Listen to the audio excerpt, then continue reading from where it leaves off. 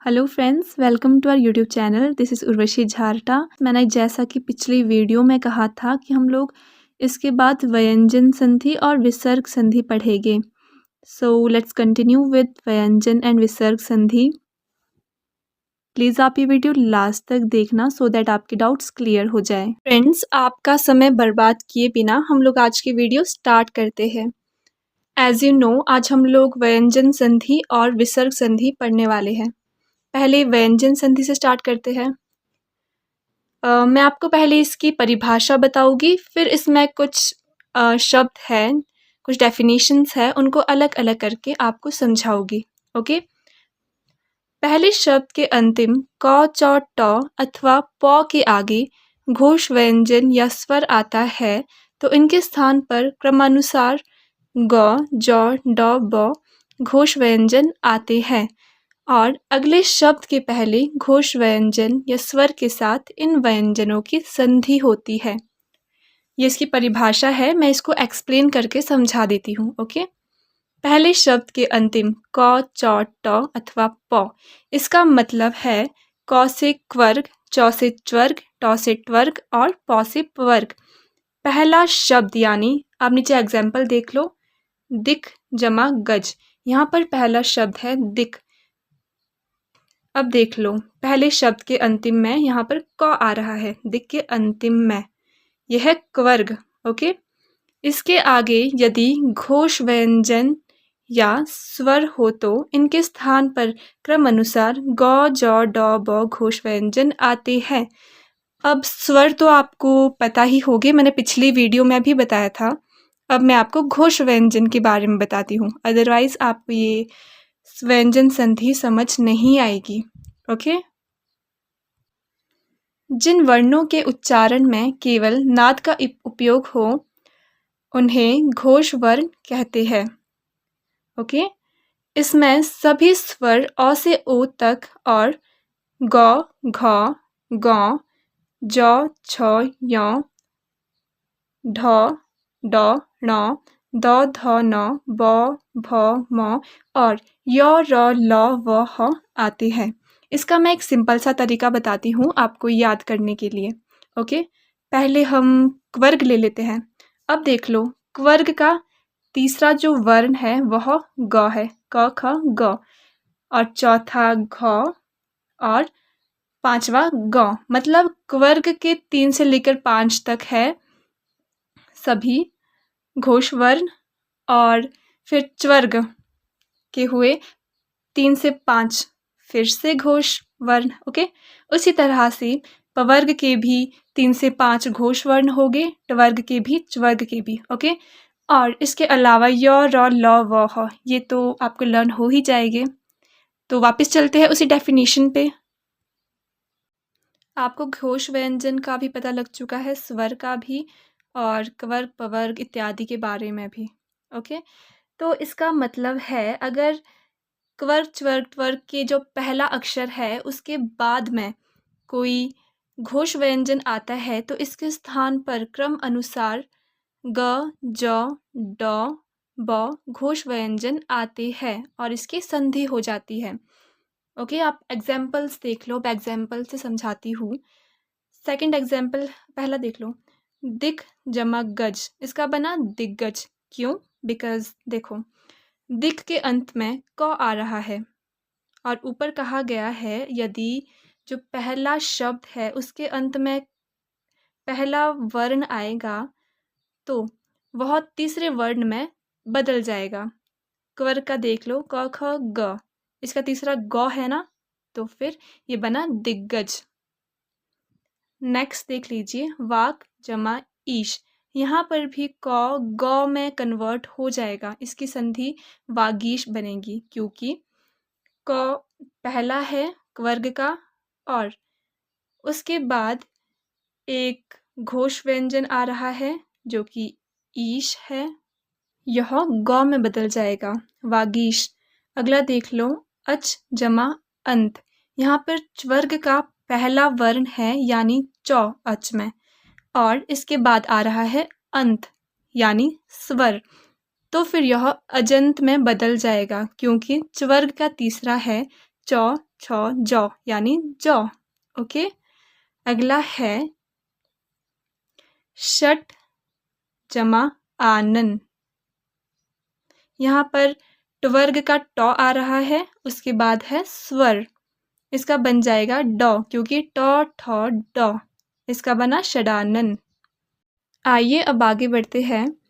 यदि जौ झौ इन घोष व्यंजनों को छोड़कर अगले शब्द के आरंभ में कोई अन्य घोष व्यंजन या स्वर आता है तो तौ का दौ हो जाता है और फिर व्यंजन संधि होती है। यहाँ पर अगले शब्द के आरंभ से मतलब है जो शब्द अंत में आएगा उसके शुरुआत में या फिर स्टार्टिंग में जो वर्ण है। ओके, आप एग्जाम्पल देख लो फिर आपको समझ आएगा। सत जमा आनंद, इसका बना सदानंद, क्योंकि यहाँ देख लीजिए पहले सत है, उसके बाद जो शब्द है आनंद, इसके शुरुआत में एक स्वर आया है। यह जौ और झौ को छोड़कर स्वर आया है यानी आ, तो इसका बन गया सदानंद। वैसे ही आगे देख लो, जगत जमा ईश, इसका बना जगदीश, क्योंकि यहाँ पर तौ के बाद एक स्वर आया है। अब आगे चलकर देखते हैं। चौ व छौ के आने पर तौ या दौ का चौ होता है। जौ व झौ के आने पर लौ या दौ का जौ हो जाता है। आप ये स्क्रीनशॉट लेके रख लो सो दैट आप इसको लर्न कर सको और आप फ्यूचर में भी देखकर इसे पढ़ सको। जैसे कि सत जमा चित, इसका बना सच्चित, क्योंकि तौ के बाद चौ आ रहा है और ऊपर दिया गया है। आगे चौ या छौ हो तो इसका चौ हो जाता है। यहाँ पर सत के बाद चौ है चित में, तो यह चौ में ही बदल गया। वैसे ही सत जमा जन, इसका बना सज्जन, क्योंकि अगर आगे जौ या झौ हो तो वह जौ में बदल जाता है। आगे देख लीजिए, उत जमा ज्वल, इसका बना उज्ज्वल। सेम उसी तरह से आगे टौ ठौ आने पर त दौ का टौ हो जाता है। अगर तौ या दौ के बाद जो शब्द है उसमें टौ या ठौ आए वह टौ में बदल जाएगा। तट तथ जमा टिका, इसका बना तट्टिका, क्योंकि यहाँ पर तौ के बाद टौ आ रहा है। प्लीज़ आप ये स्क्रीनशॉट्स लेके रख लो, इस तरह से आप याद नहीं रख पाओगे। अब अगला है डौ या ढौ के आने पर तौ और दौ का डौ हो जाता है। अगर तौ या फिर दौ के बाद जो शब्द है उसकी शुरुआत में डौ या ढौ आ रहा है तो वह डौ में बदल जाएगा। उत जमा डयन, जैसे ये उड्डयन बना वैसे ही। आगे देख लीजिए, छौ के पहले स्वर आने पर छौ का छ हो जाता है, जैसे आ जमा छादन, इसका बना आच्छादन। आगे देख लीजिए, जैसे अनु जमा छेद, तो यह बन गया अनुच्छेद। आगे अनुनासिक नौ या मौ के आने पर क ट त प की क्रमानुसार गौ णौ नौ मौ होता है। जैसे वाक जमा मैं, इसका बना वांग्मय, क्योंकि यहाँ पर क के बाद अनुनासिक मौ आ रहा है। वैसे ही जगत जमा नाथ, इसका बना जगन्नाथ। उत जमा नयन, इसकी संधि बनी उन्नयन। ये थी आपकी व्यंजन संधि और मैं उम्मीद करती हूँ कि आपको समझ आई होगी। और अगर इसके बाद भी आपको कुछ समझ नहीं आया तो आप कमेंट बॉक्स में मुझे सारी क्वेरीज लिख लो अपनी। अब हम लोग आगे बढ़ते हैं विसर्ग संधि की ओर। इसकी परिभाषा है, विसर्ग के साथ आने वाले व्यंजन के पूर्व अ हो और उसके आगे ग ध ज झ ड और जो ये सारे वर्ण लिखे हुए हैं या फिर ह आने पर विसर्ग का ओ हो जाता है और यह ओ विसर्ग के साथ आए हुए व्यंजन के साथ मिलने पर अगले शब्द के साथ संधि हो जाती है। फ्रेंड्स, स्क्रीनशॉट्स लेके रख लो बिकॉज़ याद करना थोड़ा मुश्किल है। अगर आप स्क्रीनशॉट लेते हो और रिवीजन करते हो उसको देख के तो फिर आपको बड़े इजीली ये लर्न हो जाएगा।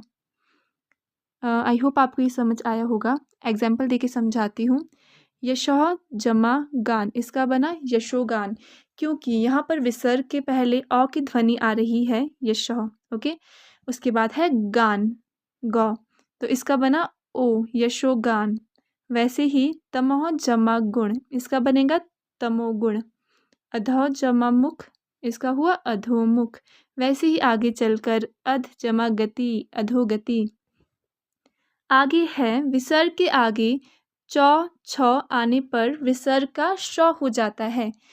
अगर विसर्ग के बाद जो शब्द है उसके शुरुआत में चौ या छ आए तो उसका श हो जाता है। जैसे दुह जमा चरित्र, इसका बना दुष्चरित्र। विसर्ग के पूर्व आ को छोड़कर कोई अन्य स्वर आता है और विसर्ग के आगे कोई स्वर आता है तथा क ख च इत्यादि जो ये वर्ण दिए हैं इसे छोड़कर कोई अन्य व्यंजन आता है तो विसर्ग का र हो जाएगा। यहाँ पर विसर्ग के आगे से मतलब है विसर्ग के बाद वाले शब्द से। एग्जाम्पल जैसे कि निह जमा आशा, इसका बना निराशा, क्योंकि विसर्ग के बाद आ रहा है और यह एक स्वर है। ओके, तो इसका बना निराशा। वैसे ही निह जमा धन, इसका बन रहा है निर्धन। आयु जमा वेद, आयुर्वेद। ओके, क्योंकि यहाँ पे देख लो विसर्ग के पहले आ को छोड़कर अन्य वर्ण आ रहे हैं जैसे नौ और यू, और विसर्ग के बाद जो ये ऊपर लिखे हुए वर्ण हैं इसके अलावा दूसरे व्यंजन आ रहे हैं, इसलिए इसका र बन रहा है। निह जमा मल, इसका बना निर्मल। ओके, आई होप आपको ये अच्छे से समझ आ रहा होगा। अगर नहीं आ रहा तो कमेंट बॉक्स पे ज़रूर लिखना। विसर्ग के पूर्व अ स्वर हो और विसर्ग के आगे भी कोई दूसरा स्वर हो तो विसर्ग का लोप होकर संधि हो जाती है। अब देख लो, अगर विसर्ग से पहले वाला जो शब्द है उसके अंत में स्वर आ रहा है और विसर्ग के बाद में कोई शब्द है उसके शुरुआत में भी कोई स्वर आ रहा है तो विसर्ग का लोप हो जाता है और इसकी संधि बन जाती है। जैसे अतः जमा एव, इसका बना अतएव, अतएव। यहाँ देखो बीच से जो विसर्ग है उसका लोप हो चुका है। आगे देख लीजिए, विसर्ग के आगे क ख ग और फ आने पर संधि में विसर्ग का लोप नहीं होता। अगर विसर्ग के आगे ये वर्ण आते हैं तो विसर्ग का लोप नहीं होता। जैसे राज जमा कण, इसका बना राजकण। वैसे ही मन जमा कामना, इसका बना मनः कामना, क्योंकि यहाँ पर विसर्ग के आगे मतलब विसर्ग के जो अंत वाला बाद में जो शब्द आ रहा है उसमें क ख ग और फ है तो इसमें विसर्ग का लोप नहीं हुआ। फ्रेंड्स, ये कुछ क्वेश्चंस है जो आपको सॉल्व करने हैं। आप इन क्वेश्चंस को सॉल्व करो। आपको संधि विच्छेद करना है इसका और मुझे कमेंट बॉक्स पे इसके उत्तर लिख दीजिए सो दैट आपकी तैयारियां हो सके। एंड आई होप आपको ये वीडियो पसंद आई होगी और आपके मैक्सिमम डाउट्स भी क्लियर हो चुके होंगे। अगर इसके बाद भी कोई डाउट रहता है या फिर कुछ समझ नहीं आता तो फिर आप मुझे कमेंट बॉक्स पे मैसेज कर दो। Okay, I will reply. And don't forget to like and share this video और प्लीज़ हमारे चैनल को सब्सक्राइब भी करना।